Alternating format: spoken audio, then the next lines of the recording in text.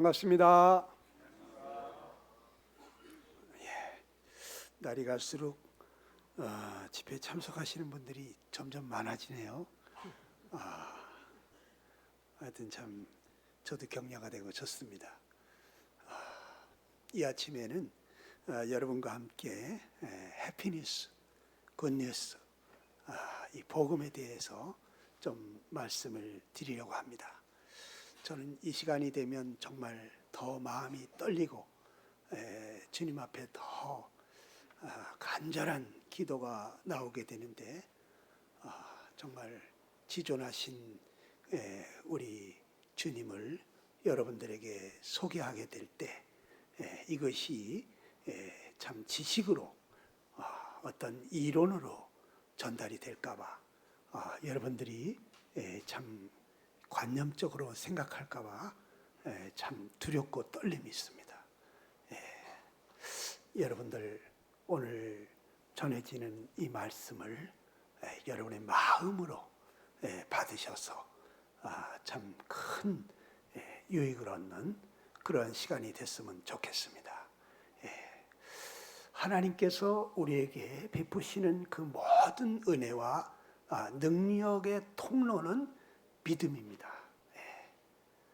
믿음이라는 통로를 통해서 하나님이 우리에게 주고자 하시는 그 세상이 줄 수 없는 하나님만이 주시는 그 놀라운 은혜를 부어주시는데, 믿음을 네 글자로 뭐라고 하는가 보니까 국어사전에 믿음은 믿는 마음이다 이렇게 돼 있더라고. 마음으로 믿는 것이구나. 머리로 믿는 것이 아니구나. 마음으로. 오늘은 여러분이 마음을 열으시고 주님 말씀하십시오. 제가 마음으로 받기를 원합니다. 이렇게 받으시면 참 좋겠습니다. 세상에 좋은 소식이 별로 없죠? 아예 뉴스를 안 보시는 분도 있고. 그런데 오늘 이 아침에 천사가 와서 했던 그 놀라운 소식, 좋은 소식을 여러분 함께 같이 보도록 하겠습니다. 누가복음 2장 10절입니다. 우리 같이 한번 읽어보겠습니다. 시작. 보라, 내가 온 백성에게 미칠 큰 기쁨에 좋은 소식을 너희에게 전하노라.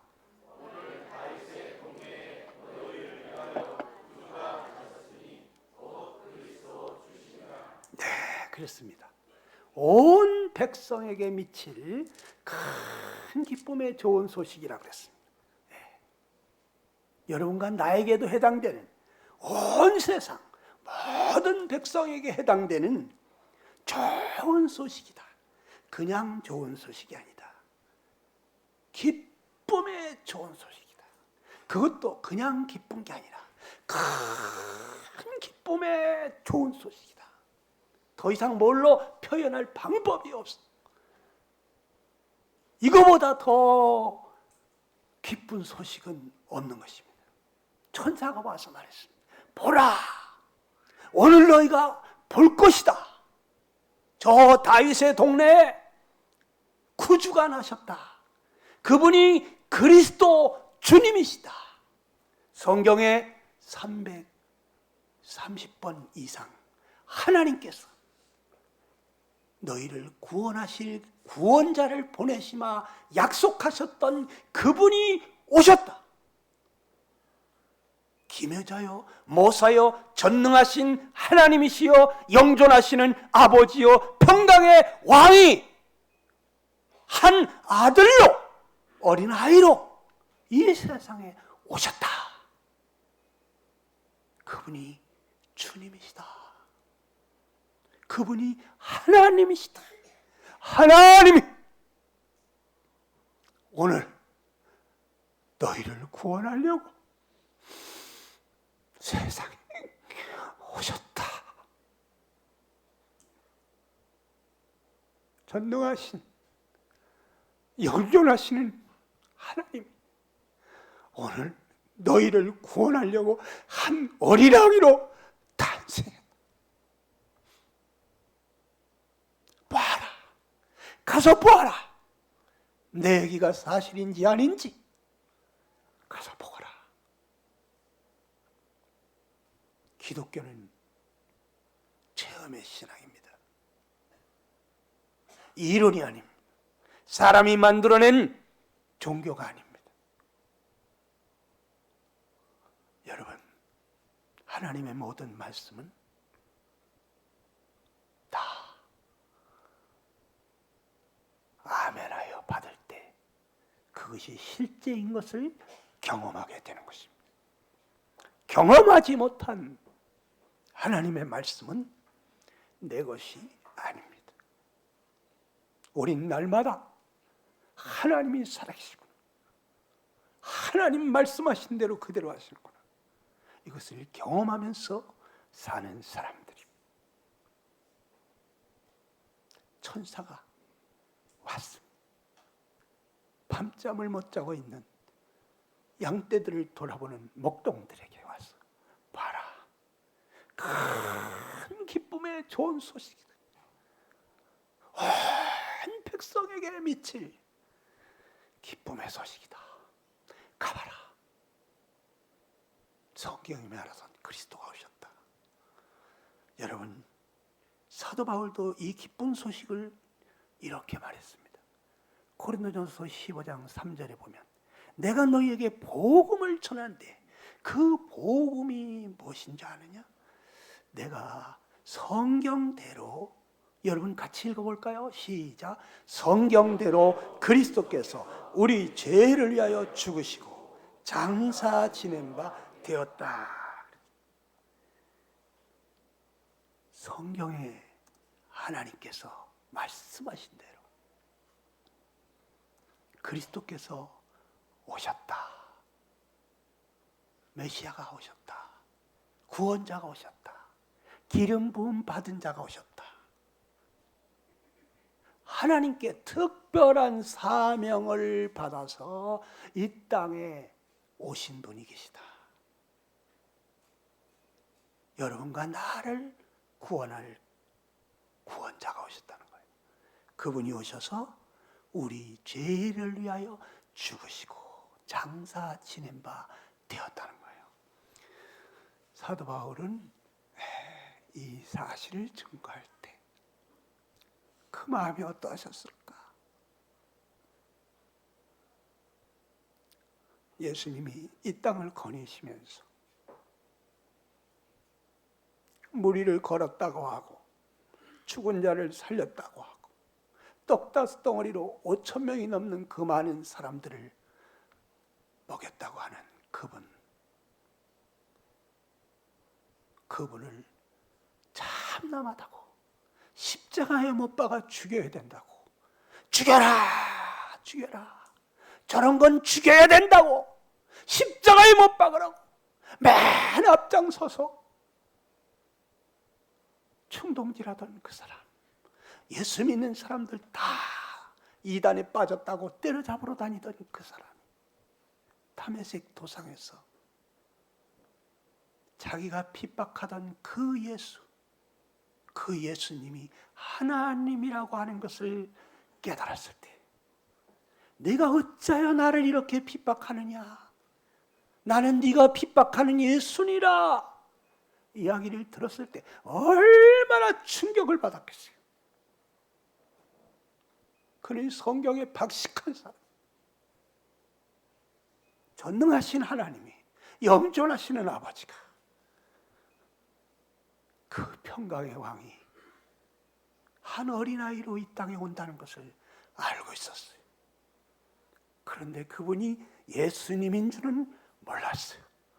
그가 다메섹 도상에서 그가 그것을 깨달았을 때, 내가 핍박하던 그분이, 말없이 털 깎는 자 앞에 끌려가던 그 예수, 수많은 사람들이 돌팔매질하면서 침뱉으며 주먹질할 때도 그 입술을 열지 아니하고 마치 죽으러 가야만 하는 사람처럼 그렇게 가시던 그분이 하나님이라는 것을 깨달았을 때, 사도 바울은 이 예수님을 증거할 때마다 어떤 마음으로 전했을까? 지난번에 제가 성지 순례를 가면서 1차 전도여행 때 이고니온에 가서 거기서 언덕 위에서 하나님의 말씀을 증거하는데, 그 다음에 사람들이 소문을 듣고 구름대같이 그 언덕으로 몰려오는 것을 보았을 것입니다. 자기가 한 번 전했는데 일주일 만에 이 소문을 들은 사람들이 이고니온 전체에서 몰려와서 하나님의 말씀을 듣는 것을 봐. 그 회당이 좁아서 언덕 위에서 그 많은 사람들에게 외쳤을 사도 바울을 생각했습니다. 그리고 그가 루스드라에 가서 돌팔매질을 당해서 죽은 줄 알고 갔다가 버렸습니다. 돌팔매를 맞으면서도 예수님이 하나님이시더라, 나도 몰랐다. 그분이 하나님이셨어. 하나님이 우리를 위해서 십자가 나무에 달려서 저주를 받으셨다. 나는 그분이 하나님인 줄 몰랐다. 유대인들이 이 미친놈 정신 차리라고 얼마나 돌팔매질을 했는지 죽은 줄 알고 갖다 버렸어. 그런데 꿈틀꿈틀 다시 일어났어요.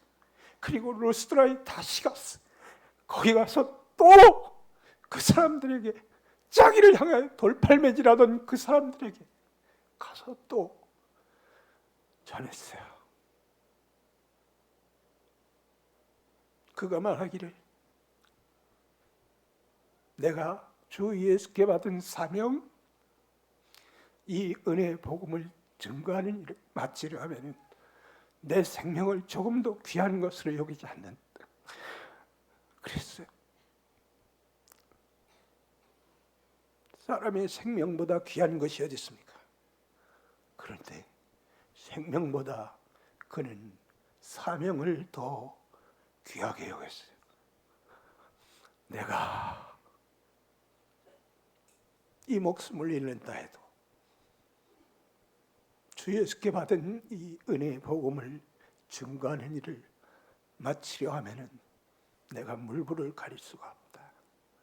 나는 복음에 비친 자다. 그는 이 복음을 목놓아 외치다가 나중에 목베임을 당해서 죽임을 당했습니다. 하나님이 육신을 입고 오셔서 우리 죄를 위해서 저 십자가에 달려 죽으셨다. 누가 여러분과 나를 위해서 매를 맞아 주겠습니까? 누가 나를 위해서 자기 목숨을 버리겠습니까?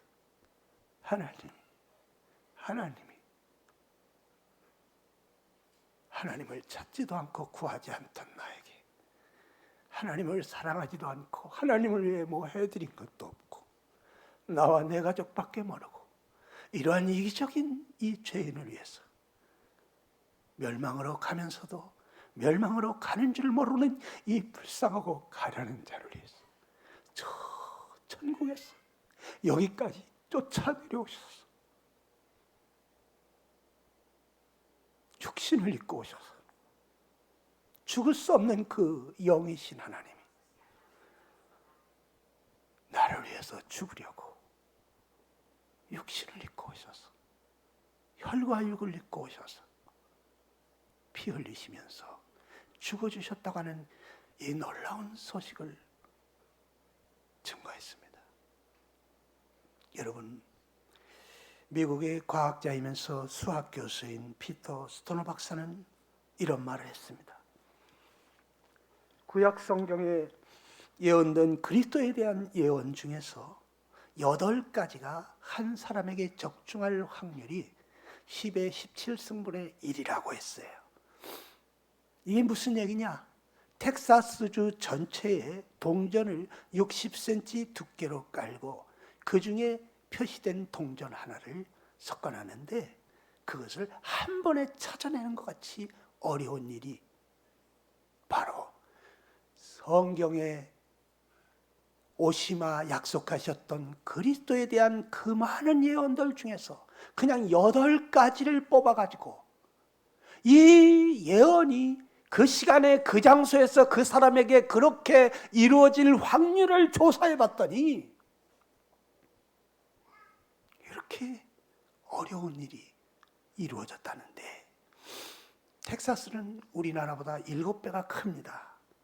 그러니까 남한 땅 전체에 100원짜리 동전을 4m 20cm 두께로, 이 천장이 높은 거 보니까 4m 되겠네요.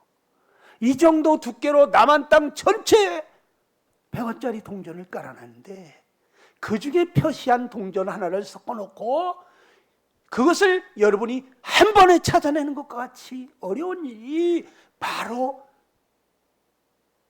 그리스도께 대한 예언, 그 48가지 중에서 8가지만 뽑아서 이것이 한 사람에게 이루어질 확률이 그렇게 어려운 일이라는 거예요.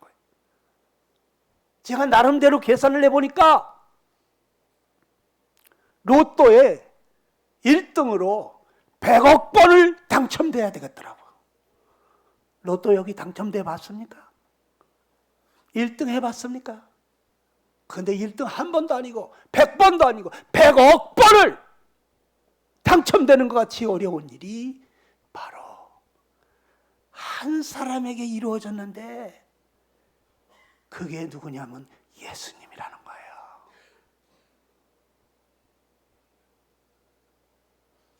그냥 덮어놓고 믿는 게 아니에요. 똑똑한 박사들이 연구하고 알아보니까 이건 도저히 불가능한 일이 이루어졌다는 거예요. 어떻게 로또를 100억 번을 1등으로 당첨하겠어요? 당첨되겠어요? 성경에 나오는 그 그리스도에 대한 예언이 한 사람에게 적중했는데 그게 바로 예수님이더라는 거예요. 예수님이 그리스도십니다. 예수님이 구원자십니다. 다 같이 해봅시다. 예수님은 구원자시다. 여러분과 나를 죄에서 구원하러 오신 분이에요. 여러분과 나를 죄에서 구원하려면 2가지 해야 될 일이 있습니다. 첫째는 여러분과 나의 죄에 대한 대가를 그분이 치러야만 합니다. 죄값을 그분이 대신 치러야만 내가 죄값으로 사망을 당하지 않을 수가 있습니다. 그 일을 하시기 위해서 그분이 돌아가신 거예요. 여러분과 내 죄값을 치르느라고 그분이 십자가에서 사망을 당하신 거예요. 그리고 그분이 부활하셨습니다. 왜요? 여러분과 내 마음 가운데 오셔서 날마다 우리의 죄의 짐을 져주시고 날마다 죄에서 이기는 삶을 살게 하시고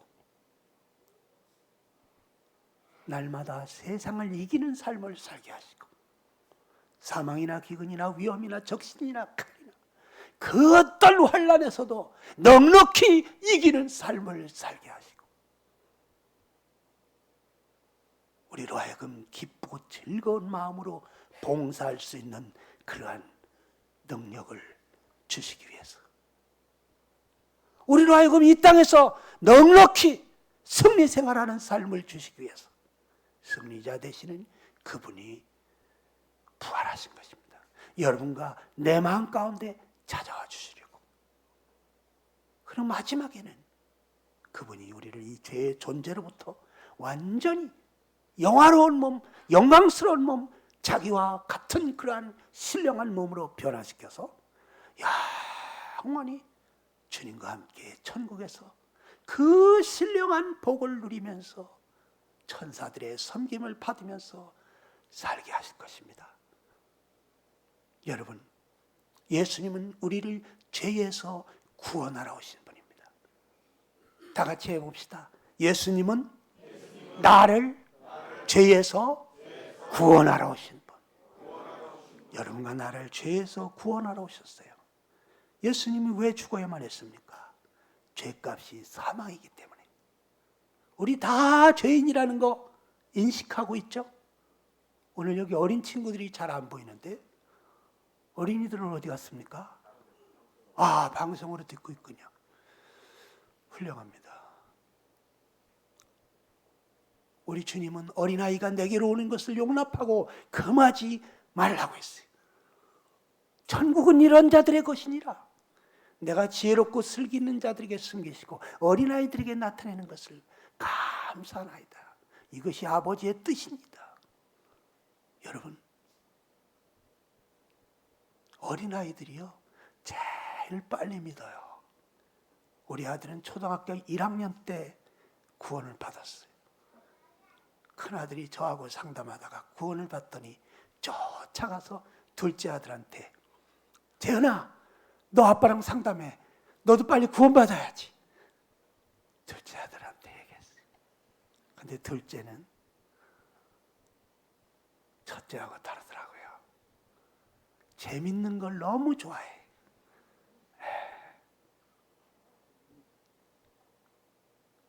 고등학교가 될 때까지 캠프만 갔다 오면 구원받다 그래.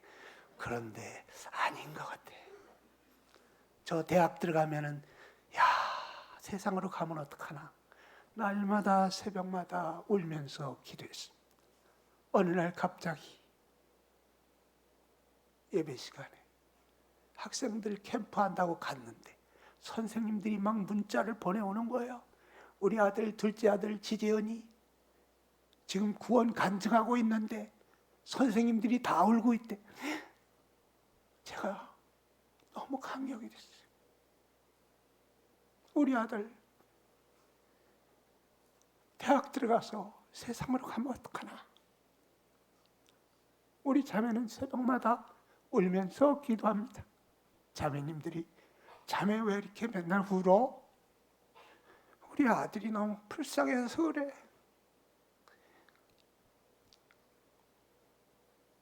대학 가기 전에 주님을 믿고 변화받았습니다. 여러분, 자녀들을 위해서 기도하시기 바랍니다. 일찍 구원받을수록 좋습니다. 네. 어린아이들이 제일 빨리 구원받을 수 있습니다. 제가 어린이 사역을 해봐서 압니다. 미국의 폴 로드 박사라고 기독교 회장님이 20명의 어른들에게 전도를 했는데 그 중에 한 명이 회심하고 돌아왔대요. 근데 20명의 어린이들에게 전도를 했는데 19명이 회심을 하더래요. 그래서 자기는 다시 태어나도 이 어린이 전도를 해야 되겠다, 이런 고백을 했습니다. 네. 스펄전은 5살 난 어린아이라도 적절하게 지도해 주기만 하면 충분히 거듭날 수 있다고 말했습니다. 여러분, 오늘 여기 어린아이 같은 마음으로 내가 알면 얼마나 알겠나 가르쳐 주십시오. 말씀해 주십시오.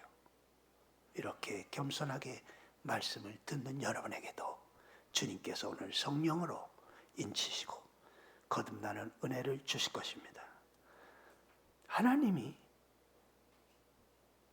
우리 같이 읽어볼까요? 시작. 하나님이 자기의 독생자를 세상에 보내신, 하나님이 자기의 독생자를 세상에 보내신 것은 여러분 다 아시죠? 다 아시죠? 왜 보냈다고 그랬습니까? 시작. 저로 말미암아 우리를 살리려 하심이니라. 그 독생자 예수님으로 말미암아 우리를 살리려고 독생하신 하나님, 그 하나님의 품속에 있던 유일하신 하나님, 사람의 모습으로 오신 유일하신 하나님, 그분을 보내셨다는 거예요. 여러분과 나를 살리려고. 그럼 우리는 지금 죽어가고 있단 말입니까? 그렇죠. 우리는 죄인이기 때문에 지금 살아있는 게 아니라 죽어가고 있는 거예요. 물고기가 물에서 나오는 순간 펄떡펄떡 뛰고 있지만 죽어가고 있는 거예요. 우린 지금 죽음의 문턱을 향해서 어제보다 오늘 또 하루 가까이 가고 있는 거예요. 우린 다 죽습니다. 죄값은 사망입니다. 한 번 죽고 끝나지 않습니다. 우리의 육신은 화장터로 가거나 땅속에 흙이 되겠지만 우리의 영혼은 그 죄값으로 두 번째 죽음을 당합니다. 그것이 둘째 사망 불못이라고 그랬어요. 여러분이 죄 문제 해결하지 못한 채 죽으면 그러면 여러분 이 땅에서만 죽는 것이 아니라 이 세상 떠나서 영원한 지옥의 불못에서 거기서 펄떡펄떡 뛰면서 거기서 울부짖게 될 것입니다. 여러분, 그런데 하나님이 여러분을 사랑하셔서 여러분을 살리려고, 여러분을 죄에서 구원하시려고 이 땅에 어린아이로 그 아들을 보내셨다는 거예요. 자, 하나님이 자기 독생자를 보내셨다는 게 무슨 뜻일까요? 독생자는 사랑하는 아들입니다. 이 성경 전체에서 말이죠. 이는 내 사랑하는 아들이다. 내 기뻐하는 자라고 그렇게 두 번씩이나 얘기하셨습니다. 하나님이. 누구에게만 얘기했을까요? 예수님에게만 얘기했어요. 이 예수님은 눈에 넣어도 아프지 않을 정도로 너무너무 사랑스러워. 내 사랑하는 아들이다. 내가 기뻐하는 아들이다. 너희는 저의 말을 들으라. 베드로라는 사도가 벼라산상에서 예수님이 얼굴이 해같이 빛나면서 그 옷이 사람이 아무리 세탁을 해도 그렇게 희게 빨 수 없을 정도로 그렇게 하얗게 변해서 모세와 엘리야와 함께 이야기하는 장면을 볼 때 이 사도가 말했습니다. 주여, 내가 초막 셋을 지어서 모세를 위해서 엘리야를 위해서 주님을 위해서 내가 세 채를 짓겠습니다. 집 세 채를 지을 테니까 우리 여기서 삽시다. 여기 너무 좋습니다. 갑자기 하늘로부터 먹구름이 쭉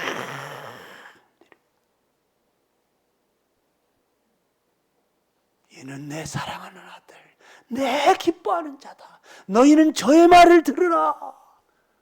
그러면서 모세와 엘리야를 데려가 버렸습니다. 오직 예수, 오직 예수, 예수님의 말씀을 들으라는 거예요. 모세도 엘리야도 다 하나님이 쓰신 선지자 중에 하나예요. 그러나 예수님은 달라요. 선지자가 아닌 것입니다. 하나님의 사랑하는 아들, 그 기뻐하는 아들을, 성자 하나님을 이 땅에 보내신 거예요. 여러분과 나를 사랑하셔서 하나님이 죄의 삭은 사망이지만 하나님의 은사는, 하나님의 은혜의 선물은 그리스도 예수예요. 하나님이 여러분을 사랑하셔서 선물로 그리스도 예수님을 주신 거예요. 선물은 누구에게 줍니까? 사랑하는 사람한테 주는 거잖아요. 잘해서 주는 게 아니죠. 사랑스러워서, 사랑해서 주는 거. 근데 하나님이 은사로, 은혜의 선물로 받을 자격이 전혀 없는 사람에게 과분한 사랑으로 선물을 주셨다고 그랬어요. 하나님의 은사가 무엇이냐? 그리스도 예수님을 주셨다는 거예요. 예수님을 여러분과 나를 위한 구원자로 보내셨다는 거예요. 그런데 그분이 누구냐? 하나님의 사랑하는 아들, 기뻐하는 자. 하나님이 천국에서 우리를 향한 그 사랑을 어떻게 표현할까? 내가 무슨 선물을 주면 얘들이 내 사랑을 깨달을까? 그래서 하나님이 찾다가, 야, 이거 참 좋은 선물인데 이걸 주면은 내 사랑을 알까? 그래서 주려고 하다 보니까, 아이고, 이거 좀 아깝다. 이건 안 되겠다. 딴 거 뭐 줄 거 없을까? 이거라도 줄까? 아이고, 근데 이게 좀 아깝다. 그래서 주신 선물이 예수님일까요? 예수님은 천국에서, 아니 온 우주를 다 찾아봐도 하나님에게 있어서 예수님보다 더 귀한 것은 없습니다. 하나님이 그 독생자를 우리에게 선물로 주셨다는 것은 하나님이 가장 귀한 것을 주신 거예요. 여러분에게 가장 귀한 것은 무엇입니까? 한번 생각해 보세요. 나에게 가장 귀한 것이 무엇인가? 그거 사랑하는 사람 한번 생각해 보세요. 그 사람한테 선뜻 줄 수 있겠습니까? 그렇다면 여러분 그 사람 정말 사랑하는 거예요. 근데 아이 좀 아깝지 그런 생각이 드십니까? 여러분 아직 덜 사랑하시는 거야. 자기보다 덜 사랑하는 거야. 자기를 더 사랑하는 거야. 그런데 하나님께서 그 사랑하는 아들을 주었다는 것은 아들은 이 아버지보다 더 귀한 겁니다. 자식이 죽으러 간다 그러면 그래 잘 가라 갔다 와라 이런 부모가 있습니까? 안 된다. 아들아 너는 안 돼. 아빠가 간 차라리 내가 갈게. 너는 못 가. 죽으러 가는 그 아들을 끄집어당기면서 차라리 내가 갈 테니까 가만히 있어. 넌 안 돼. 이것이 아버지가 아닙니까? 자식보다 아버지는 자식보다 더 귀한 게 없어요. 어머니도 마찬가지야.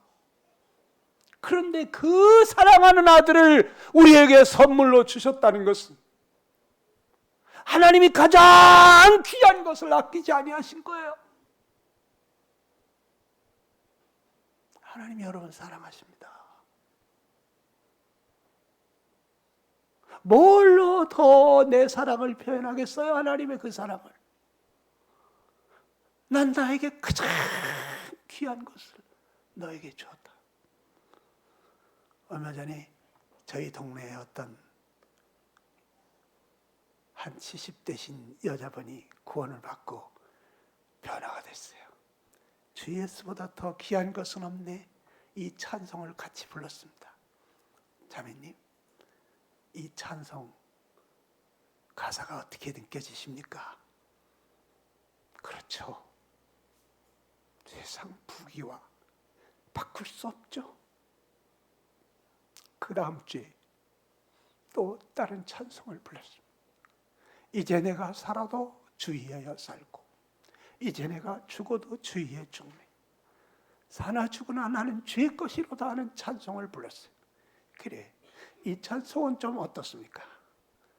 이분이 내 마음을 이렇게 고스란히 담아놓은 것 같다고 그랬어요. 자기 마음의 표현이라는 거예요. 이분이 불교 대학까지 하신 분이에요. 절에 가서도 살던 사람이에요. 그 지역에서 새마을 부녀회 총회장이에요. 자기 밑에 부녀회 회장들이 많이 있어요. 지난주에는 김치를 담그는데 푸르이웃 돕기 한다고 3천 포기를 담그더라고. 부녀회원들 200명을 모아놓고 지난번 추석 때는 보니까 송편을 빚어가지고 불우이웃 떡게 하는데 쌀을 2가마니를 떡을 빚더라고. 대통령상까지 받았어요. 봉사상으로. 근데 이분이 완전히 뒤집어졌어. 집회마다 안 따라다니는 데가 없어요. 네. 저는 그분을 볼 때 하나님이 살아계시구나. 사람이 어떻게 저렇게 변할 수가 있을까? 하나님이 아니고서야 사람을 어떻게 저렇게 변화시킬 수가 있을까?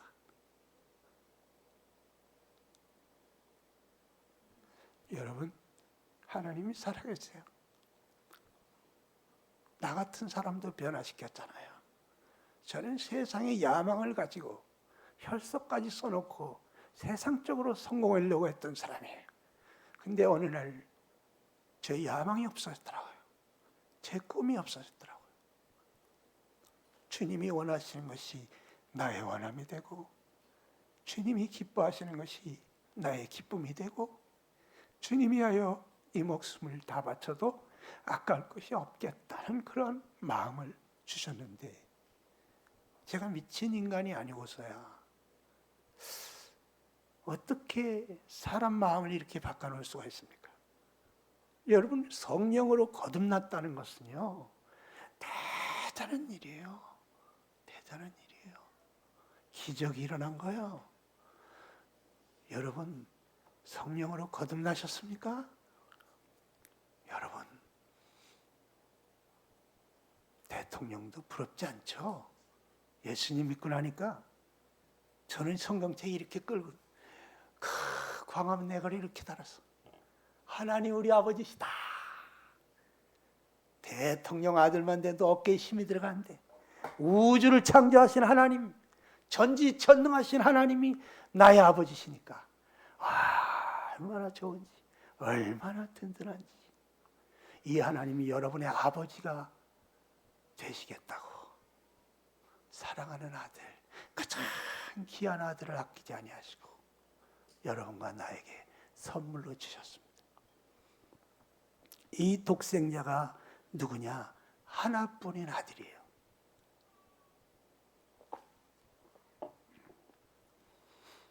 하나님은 이 아들을 잃어버리면 온 우주를 다 찾아봐도 둘째 아들이 없어요.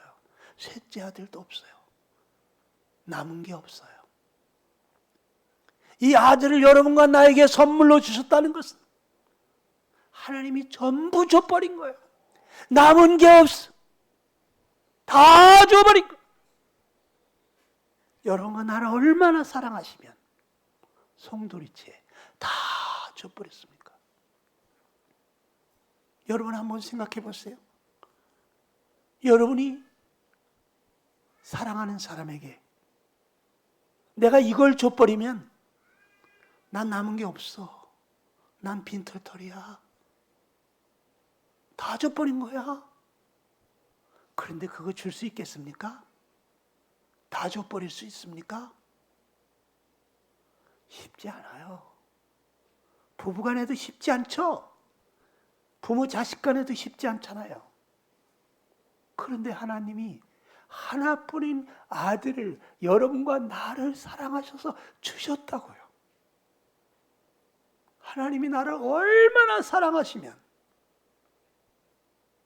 하나님이 세상을 이처럼 사랑하셔서 독생자를 주셨다. 이는 너희가 멸망치 않고 영생을 얻게 하려고 그리하셨다. 하나님이 여러분을 얼마나 사랑하셨으면 독생자를 주셨단 말이에요. 하나님이 여러분 사랑하십니다. 다 같이 한번 해보세요. 하나님은 나를 사랑하신다. 하나님은 나를 사랑하신다. 오늘 다른 거 다 잊어버려도 하나님 날 사랑하신다는 거, 이거 잊지 마세요. 어떠한 환난을 당하든 어떠한 알 수 없는 어려운 일을 겪든 하나님은 나를 사랑하신다. 하나님은 다 알고 계신다. 하나님은 나에게 좋은 것 주시기를 아끼지 아니하시는 분이시다. 아들을 아끼지 아니하시고 내어주신 분이 무엇을 아끼시겠습니까? 모든 것을 은사로 주지 아니하시겠느냐 그러셨습니다. 그러니까 여러분에게 일어나는 모든 일들이 하나님의 은혜의 선물인 줄 아시게 되기 바랍니다. 그래서 우리는 엎어져도 감사, 자빠져도 감사, 범사에 감사, 감사할 것밖에 없는 거예요.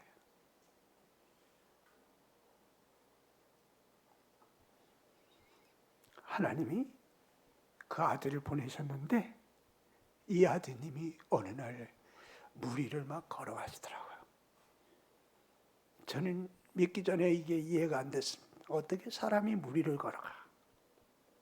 그런데 이분이 물을 만드신 분이더라고요.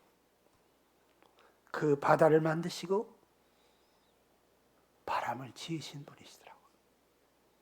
히브리서 1장 2절에는 이렇게 말합니다. 여러분이 한번 읽어보세요. 다 같이 시작.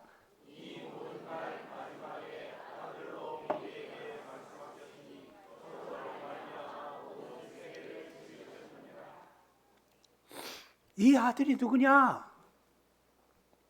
모든 세계를 지으신 창조주예요.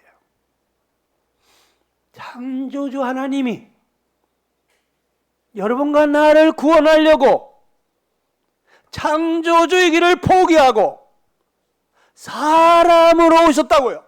피조물로 오셨다고요.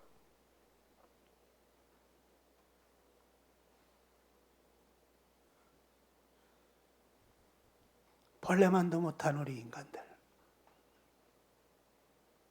구더기만도 못한 우리 인간들 아닙니까? 세상의 모든 만물은 하나님의 어떠하심을 드러내고 있어요. 근데 사람만, 만물의 영장으로 지은 사람만 하나님을 거역하고 있어요. 하나님을 대적하고 있어요. 날마다 하나님의 마음을 아프게 하고 있어요. 그런데 이런 인간들 싹 쓸어버리고 새로 만들 수도 있어요. 그런데 그 하나님이 그렇게 하지 아니하시고 여러분과 나를 구원하시려고 인간의 모습으로 창조주가 피조물이 되어서 왔다는 것은 이건 어마어마한 은혜입니다. 제가 어렸을 때 어머니 아버지가 밭에서 막 땀 흘리고 일을 하시는데 광양아, 넌 여기서 나무 밑에서 놀고 있어? 살구나무 밑에 돗자리를 깔아놨어요. 그리고 제가 보니까 개미들이 이렇게 막 어디 밭에서 줄을 지어 가고 있더라고요. 가서 보니까 개미 집으로 뭘 하나씩 물고 가고 있는 거예요. 그래서 야, 신기하다. 근데 저기 보니까 황소가 쟁기를 끌고 이렇게 오고 있는 거예요. 바위덩어리같이 크다란 황소가. 저 황소가 와서 콱 밟으면 이 개미가 수천 마리가 한꺼번에 죽게 생겼어요. 야, 개미들아, 야, 너희들 글로 가면 안 돼. 글로 가지 마. 그래가지고 제가 개미들을 그 집으로 못 가게, 막 담장을 쌓고 돌과 흙으로다가 막 개미 집으로 못 가게 담을 쌓습니다.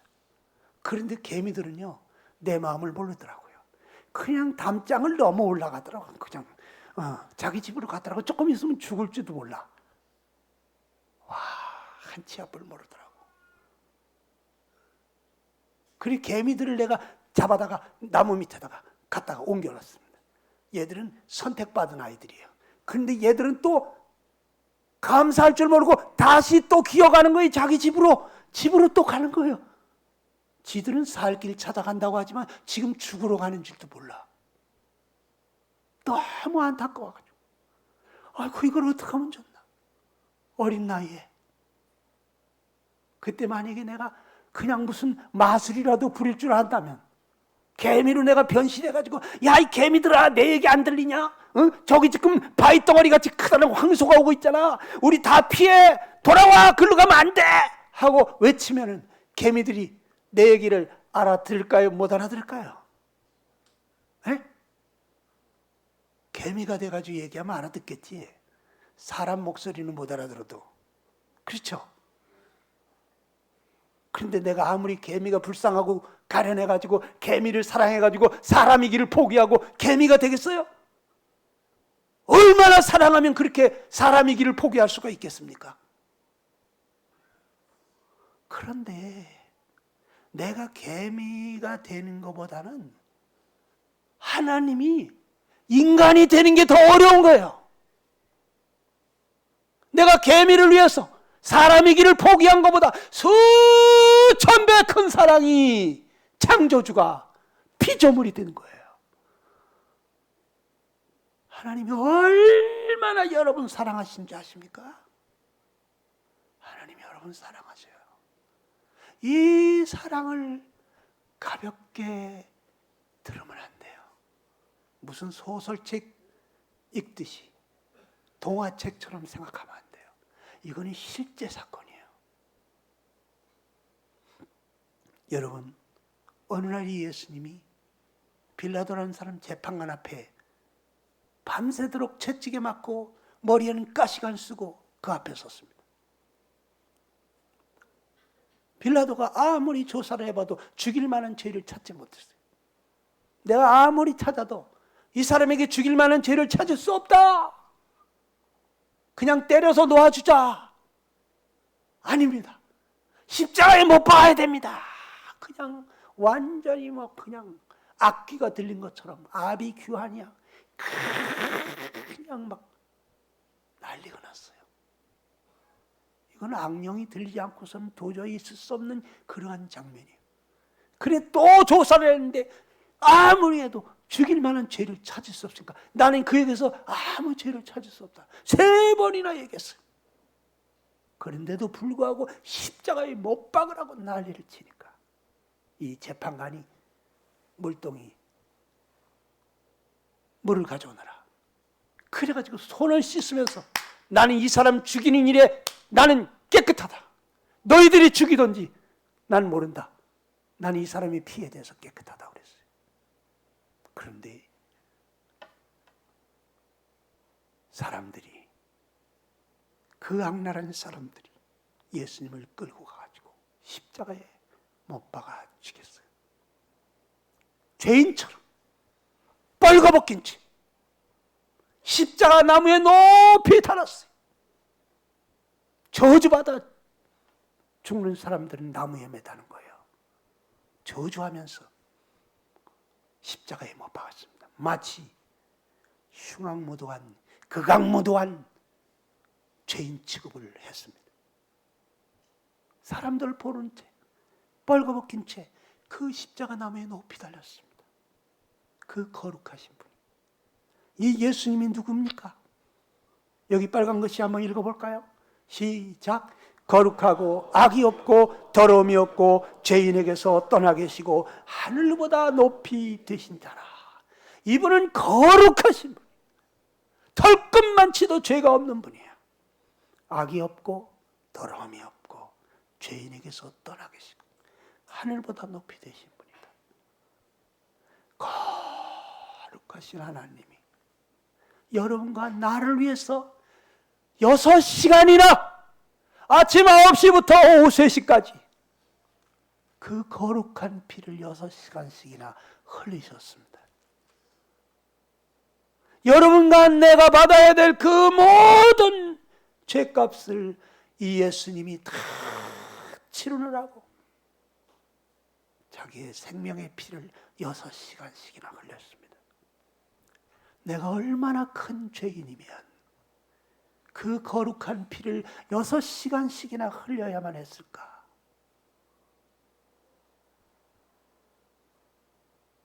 나는 이 사실을, 이 소식을 들었을 때, 와, 내가 너무너무 큰 죄인인 것 같았어요.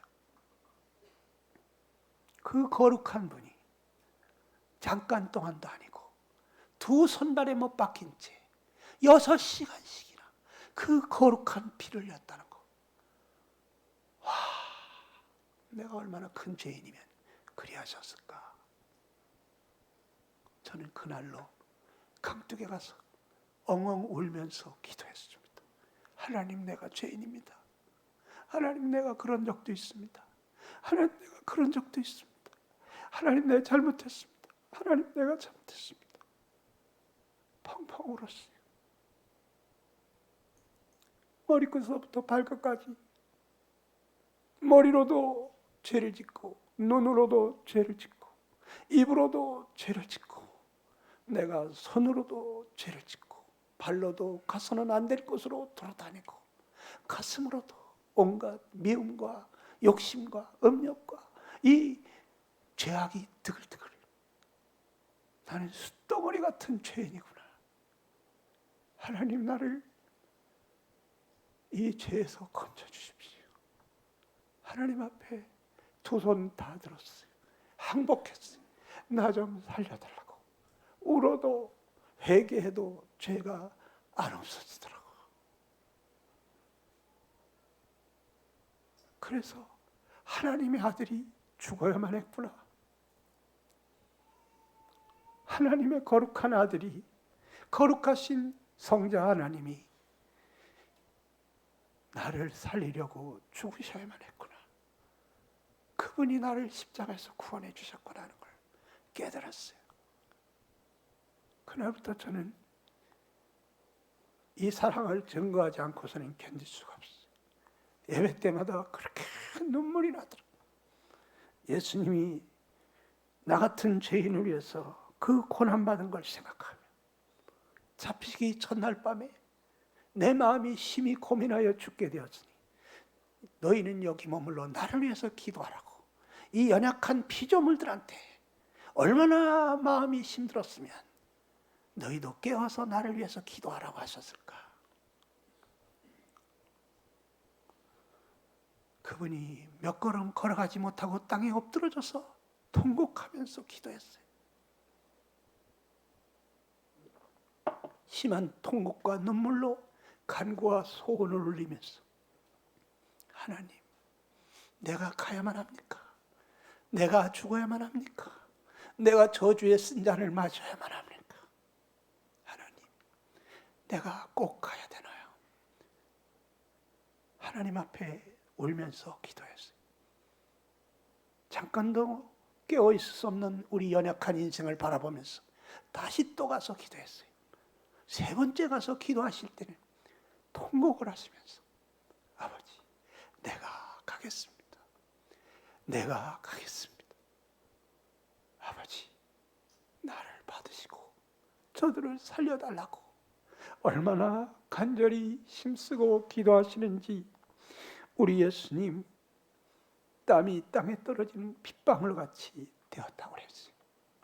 여러분, 얼마나 힘쓰고 기도하면 땀방울이 빗방울처럼 떨어질까요? 저는 우리 집에서 처음 믿은 사람입니다. 전 예수님 믿고 저 미친놈 저거 대학 들어가더니 완전히 예수쟁이가 돼가지고 돌아갔다고. 저런 놈들 아주 학비도 대주지 말아야 된다고. 학비도 끊겼어요. 네. 제가 알바하면서 대학 다녔어요. 근데 집안 식구들 생각하면 너무너무 불쌍한 거야. 자다가도 벌떡 일어나가지고 기도하고 금요일만 되면은 산꼭대기 올라가지고 밤새도록 하나님, 우리 가족이 몰라서 그러니까 하나님, 우리 가족을 불쌍히 여겨달라고 펑펑 울면서 기도했어요. 어느 날은 그 추운 겨울날 진눈깨비가 바람에 와서 달라붙는데 얼굴에 와서 척척 달라붙으면서 얼어붙더라고요. 서 있을 수도 없고 앉아 있을 수도 없고 뛰면서 힘쓰고 간절히 기도하니까 참 기도하니까 이 땀이 나면서 진눈깨비가 녹아내리더라고요. 머리에서는 김이 모락모락 나더라. 그런데 아무리 힘쓰고 기도해도 땀방울이 핏방울이 되지는 않더라고요. 그런데 우리 주님께서 여러분과 나를 살려달라고 하나님 앞에, 하나님 내가 가겠습니다, 나를 죽이시고 저들을 살리라고 하나님이 여러분과 나를 위해서 기도하실 때 땀방울이 핏방울처럼 떨어졌다고 그랬어요. 우리 주님이 여러분을 얼마나 사랑하시는지 아십니까? 제가 여러분들한테 어떻게 주님의 사랑을 다 얘기할 수 있습니까? 여러분, 사랑은 희생이에요. 희생이 없는 사랑은 사랑이 아니에요. 자식이 너무 아프면 엄마는 너무 안타까웠어. 너 이렇게 아파서 어떡하냐? 차라리 엄마가 아팠으면 좋겠다. 그런데 엄마도 대신 아파줄 수가 없어요. 마음뿐이에요. 그런데 우리 주님은 마음뿐이 아닙니다. 마음으로만 사랑한 것이 아닙니다. 우리 주님은 여러분과 나를 대신해서 아파하셨습니다. 온몸으로 채찍에 맞으시면서 두 손발에 못 박히시면서 가시관 쓰시고 온몸으로 아파하셨습니다. 여러분, 제가 이 시간이 없으니까 영상을 하나 보여드릴게요. 불을 잠깐 꺼주세요. 불을 한번 꺼주세요. 영상 하나 잠깐 짧은 거 하나 보여드릴게요. 우리 예수님이 여러분과 나를 위해서 어떤 고난을 받으셨습니까? 저런 채찍에 맞으셨습니다.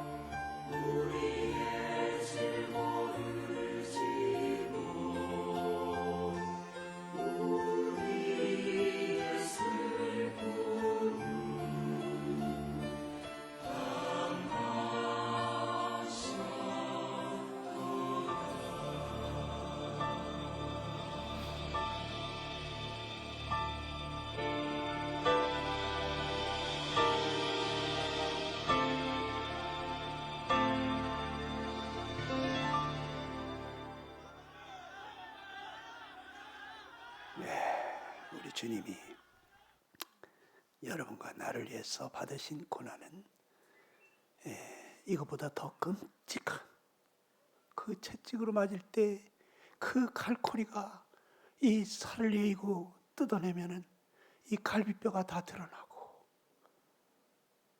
이 잘못 맞으면 내장이 터져나오는 그러한 채찍에 맞았습니다. 여러분, 누구를 사랑해서 대신 매맞아 줄 수 있습니까? 이렇게 뻘거벗긴 채 맞아줄 수 있습니까? 주님 여러분 사랑하십니다. 그분은 말로만 사랑한 게 아니에요. 온몸으로 사랑하셨어요. 하나님이 자기 아들을 주시기까지 사랑하셨기 때문에 가장 귀한 것을 아끼지 아니하시고 하나님 모든 것을 다 주신 것과 같은 사랑을 했기 때문에 더 이상 우리에게 주실 것이 없어요. 하나님이 우리를 이렇게 사랑하셨습니다. 그 예수님이 돌아가시면서 마지막으로 큰 목소리를 외쳤어요. 다 이루었다. 머리를 숙이시고 영원히 돌아가시니라. 자기 영혼을 단념하셨어요. 자기 영혼을 포기하셨다고. 여러분과 나를 구원하시려고 내 죄값을 대신해서 그분이 이렇게 돌아가셨습니다. 사도 바울은 이 소식을 전하면서 눈물로 전했을 거예요. 성경에 말씀하신 대로 그리스도께서 오셨는데 그분이 우리 죄를 위하여 죽으셨다. 그리고 장사 지낸 바 되었다. 하나님이, 거룩하신 하나님이, 그분이 캄캄한 무덤 속에 죄인처럼 그렇게 그 어둡고 캄캄한 무덤 속에 죽어서 시체가 되셨다.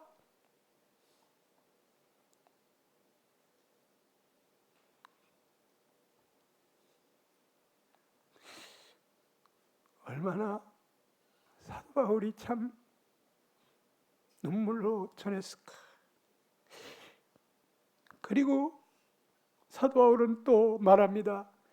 예수님이 성경에 말씀하신 대로 다시 살아날 것이다 말씀하신 대로 살아났다. 그 예수님 내가 만났다. 다메섹 도상에서 내가 만났다. 내가 기도할 때마다 그분이 나에게 말씀해 주시더라. 나는 그분의 음성을 들었노라. 그분을 내가 만져보았노라. 예수님이 다시 살아나셨다고. 그분이 왜 살아났는지 말했습니다. 그분이 우리를 의롭다 하시기 위해서 살아나셨다는 거예요. 우리 범죄함을 위해서, 우리 죄 때문에 십자가에 내어주셨던 그 예수님, 그분이 왜 살아났느냐? 그분이 우리를 의롭다고 하신다. 여러분, 예수님이 우리를 의롭다고 하시는 거예요. 무슨 뜻입니까? 죄 없다는 거예요. 죄 없다. 예수님이 부활하셔서 뭐라고 했겠어요? 예수님이 부활하셔서 그 많은 사람들 앞에서 너희는 죄 없다. 너희 죄는 내가 다 갚았다. 너희는 이제 죄 없다. 의롭다. 너희 죄는 내가 다 해결했다고. 주님이 그렇게 말씀하지 않았겠습니까? 여러분, 하나님도 인정하셨어요. 하나님께서 이 사망의 고통에 풀어 살리셨다. 예수님을 사망 가운데서 살리셨다. 왜? 그가 사망에 매여 있을 수 없기 때문에. 사망을 당할 자는 누굽니까? 죄인이에요. 죄인이 죄값으로 사망을 당하는 거예요. 그런데 예수님은 왜 사망을 당했습니까? 죄 없는 분이 왜 여러분과 내 죄를 대신해서, 여러분과 내 죄를 대신해서 예수님의 부활은 우리의 죄값을 다 치루었다는 것을 증명한 거예요. 예수님이 아직까지 무덤 속에 계시다면, 아직까지 죄값으로 사망 가운데 계시다면 지금도 우리의 죄값을 갚고 있는 중인 거예요. 그런데 사망의 고통을 풀어헤치시고 무덤 문을 열고 나오셨다는 것은 예수님이 여러분과 내 죄값을 다 갚았기 때문에 무덤에서 나올 수가 있었던 것입니다. 어떤 사람이 감옥에 갔는데 그 사람이 죄값을 다 갚기 전에는 못 나와요. 예수님이 여러분과 내 죄값으로 사망을 당하셨는데 여러분과 내 죄값을 완전히 다 치르기 전에는 못 나온다고. 그런데 그분이 나오셨다고. 여러분과 내 죄값을 홀이라도 남김없이 다 치렀기 때문에 하나님께서 아들아 됐다. 네가 할 일은 다 했다. 가자. 아버지 지고 데리고 가셨다고. 아버지 우편에 앉히셨다고. 이제 모든 사람들에게 말했어요. 너희들 예수 앞에 내 아들 앞에 무릎을 꿇어라. 너희들 입으로 이 예수 내 아들 주라고 시인해라. 그러는 거예요. 우리가 예수님을 주님으로 시인하지 않으면 지옥에 가서 거기서 주님을 시인할 거예요. 내가 몰랐다고. 예수님 당신이 구원자임을 믿습니다. 예수님 살려주세요. 지옥에 가서 예수님을 주님이라고 부를 거예요. 땅 위에나 땅 아래에나 하늘 위에나 모든 인생으로 예수님을 주님이라고 시인하게 만들었어요. 여러분이 이 땅에서 예수님을 주님으로 시인하지 않으면 지옥에 가서 거기서 울면서 통곡하면서 예수님을 주님이라고 부르게 될 거예요. 그런 어리석은 자 되지 말게 되기를 간절히 바랍니다. 주님이라는 것은 예수님이 하나님이었다는 걸 인정하는 거예요. 그분이 만왕의 왕이 되셨다는 걸 인정하는 거예요. 지금까지는 내가 주인이었고 내 마음대로 살았지만 이제는 예수님을 내 마음의 주인으로 주님으로 인정하겠다는 거예요. 그런 사람에게 하나님은 구원을 주시는 거예요. 죽은 자 가운데서 살아났다는 건 뭐라 그랬어요? 죄값이 다 지불되었다는 거예요. 예수님이 다시 살아나지 못했다면 너희 죄가 여전히 있을 것이라 그랬어요. 그럼 우리 믿는 것도 헛것입니다. 우리 전파하는 것도 헛것입니다. 그런데 예수님이 살아났어요. 여러분과 내 죄가 완전히 그 거룩한 피, 영원한 피를 흘리셨기 때문에 이제 하나님 더 이상 제사 지내지 마. 양가 주지 마. 됐어. 내 아들 거룩한 피 흘리셨어. 더 이상 이제 제사가 필요 없다. 내가 다시는 너희 죄를 기억지도 않겠다. 그런데 그 예수님을 내가 거절한다면 여러분 하나님의 진노가 여러분의 머리 위에 머물러 있다는 거예요. 언제 여러분이 죽을지, 언제 지옥에 던져질지 몰라요. 빨리 이 예수님께 주님 사랑합니다. 나를 사랑하셔서 나를 위하여 자기 몸을 버리신 하나님의 아들이시오. 예수님이 나를 구원해 주셨군요. 나 같은 죄인을 구원해 주시려고 6시간씩이나 거룩한 피를 흘리시면서 주님, 날 구원해 주신 주님 감사합니다. 내 마음의 주인이 되십시오. 남은 생에 주님이 하여 살기를 원합니다. 날 받아주십시오. 여러분 이렇게 기도하시기 바랍니다. 그분이 오늘 여러분에게 오신다면 여러분 이거는 어마어마한 복을 받은 거예요. 임금님이 우리 집에 찾아온다고 해도 이게 보통 경사가 아니에요. 우리가 뭔데 임금님이 우리 집까지 찾아와. 만왕의 왕이신 그분이 여러분의 마음 가운데 오늘 와주신다면 여러분 어마어마한 복을 받은 거예요. 누구에게 와주실까요? 진심으로 회개하는 사람, 진심으로 감사하는 사람, 진심으로 그분을 마음의 주인으로 모시고자 하시는 분에게 찾아오십니다. 기도하겠습니다. 여러분 이 시간에 잠깐 기도하시겠습니다. 하나님은 말로만이 아니라 온 몸으로 여러분들을 사랑하심을 나타내셨습니다. 죽기까지 하시면서 우리를 사랑하심을 나타내셨습니다. 나를 사랑하셔서 나를 위하여 자기 몸을 버리신 하나님의 아들이십니다. 내가 무엇이간데 거룩하신 하나님이 그렇게 죄인 취급을 당하시면서 뻘거벗긴 채 그렇게 십자가에서 6시간씩이나 피를 흘려야만 했을까? 오 주님 감사합니다. 주님 사랑합니다. 주님 감사합니다. 주님 내가 말로만 아니라 주님 사랑합니다. 제 마음속에도 와주실 수 있나요? 예수님 날 버리지 마십시오. 사랑합니다. 나의 주님이 되어주세요.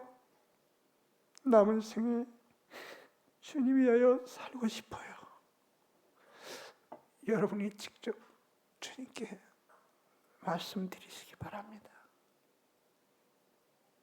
잠깐 동안 기도하세요.